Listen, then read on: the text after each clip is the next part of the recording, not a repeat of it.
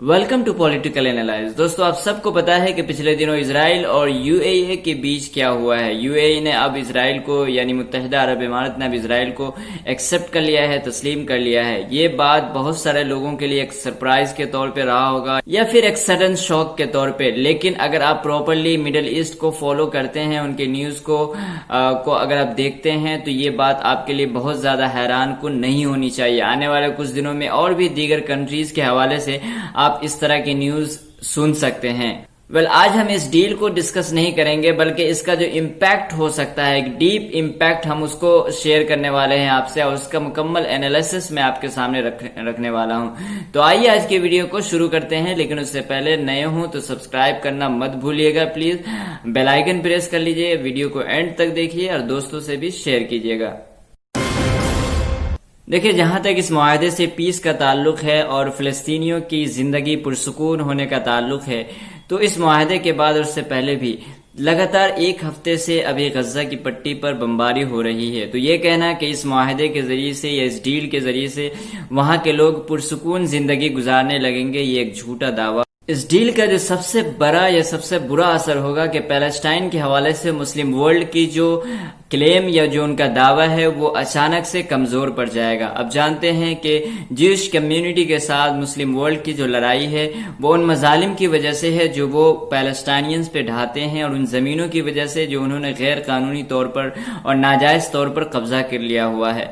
अगर मसाइल या डिस्प्यूट्स के सॉल्व होने से पहले ही उनको एक्सेप्ट कर लिया जाता है, फिर इस सूरत में उन तमाम तर जमीनों को भी आप इसराइल का मान लेते हैं जो उसने गैर कानूनी तौर पर कब्जा किया है। जाहिर है ये उसी तरह की मिस्टेक है जो कभी हमने तिब्बत को चाइना का पार्ट मान करके किया था, जिसका एहसास अब हमें पूरी तरह से हो रहा है। और इस तरह से अगर अरब कंट्रीज उनको एक्सेप्ट करती रहेगी, फिर पैलेस्टाइन को कभी भी इंसाफ नहीं मिल सकता, जिसका पूरी तरह से अंदाजा है पैलेस्टाइन के लोगों को। और इसी वजह से उन लोगों ने इस डील से सख्त नाराजगी का भी इजहार किया और वहां के लोगों ने इसके खिलाफ एहतजाज किया। और जो गजा के लोग हैं उन्होंने ये यहां तक कह दिया कि ये एक पीठ पर वार करने के मुतरादिफ या उनके बराबर है। देखिए, जहां तक इस मुआहदे से पीस का सवाल है या फिर फिलिस्तीन के लोगों की जिंदगी के पुरसुकून होने का सवाल है, तो वो बात हमने आपसे मेंशन कर दी है कि अभी मुसलसल वहां बमबारी हो रही है। तो ये बात तो बिल्कुल फेलियर है और बिल्कुल गलत है। यहाँ पे एक बात और आप समझ लें कि यूएई यानी मुत्तहिदा अरब इमारत पहला देश नहीं है जिसने इजराइल के साथ सिफारती ताल्लुकात कायम करने के दर पे है या कर चुका है, बल्कि इससे पहले भी कई कंट्री जैसे इजिप्ट है, जॉर्डन है, टर्की पहला मुस्लिम देश था जिसने उसको एक्सेप्ट किया था एज ए कंट्री के 1949 के अंदर। उसके बाद with the passage of time ताल्लुकात के अंदर ऊंच नीच होती रही। अभी टर्की के साथ ताल्लुकात बहुत ही निचली सतह पर है, लेकिन अभी भी कायम है।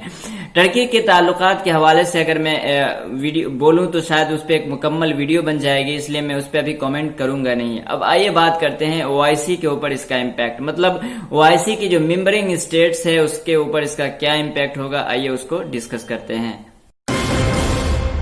देखिए, अगर ओआईसी के ऊपर इम्पैक्ट की बात करें तो ओआईसी एक ऑर्गेनाइजेशन है, ऑर्गेनाइजेशन ऑफ इस्लामिक कोऑपरेशन, जिसके अंदर जो रूलिंग पार्टी है वो सऊदी अरेबिया है और यूएई है। उसके अलावा जो दीगर कंट्रीज हैं उनको अपोजिशन की भी हैसियत हासिल नहीं है, बल्कि वो लोग एज अ सिटीजन के तौर पे जाते हैं। यही सिचुएशन है वहां की। इसी वजह से वहां मुस्लिम वर्ल्ड के अंदर जो भी मेजर इश्यूज है अभी तक वो हल नहीं हो सके। दुनिया की दूसरी सबसे बड़ी ऑर्गेनाइजेशन होने के बावजूद भी अगर इनके अचीवमेंट को देखेंगे तो बहुत कम, शायद कुछ भी नजर नहीं आएगा। बहुत छोटे छोटे लेवल पे आपको अचीवमेंट नजर आएगी। जो देखिए, यूएई ये एक लीड करता है मुस्लिम वर्ल्ड को, एक लीडर के तौर पे माना जाता है। एटलीस्ट नई जनरेशन वो यही समझती है कि यूएई हो या सऊदी अरेबिया हो, ये मुस्लिम वर्ल्ड का लीडर है या उनका मसीहा है।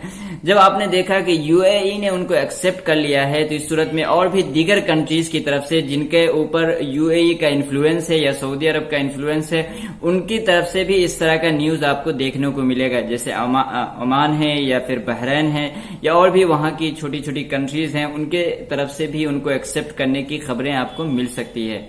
یو اے ای کے اندر جو کیا گیا ہے دراصل وہ یہ محسوس کرنے کے لیے اور یہ دیکھنے کے لیے کیا گیا ہے کہ لوگوں کا ری ایکشن کیا ہوتا ہے. اگر جب ان چیزوں کو محسوس کر لیا جائے گا کہ لوگوں کو اس سے کوئی اعتراض نہیں ہے تو اور بھی آپ کو اس بارے میں اس طرح کی ڈیولپمنٹ آپ کو دیکھنے کو مل سکتی ہے اور ملے گی.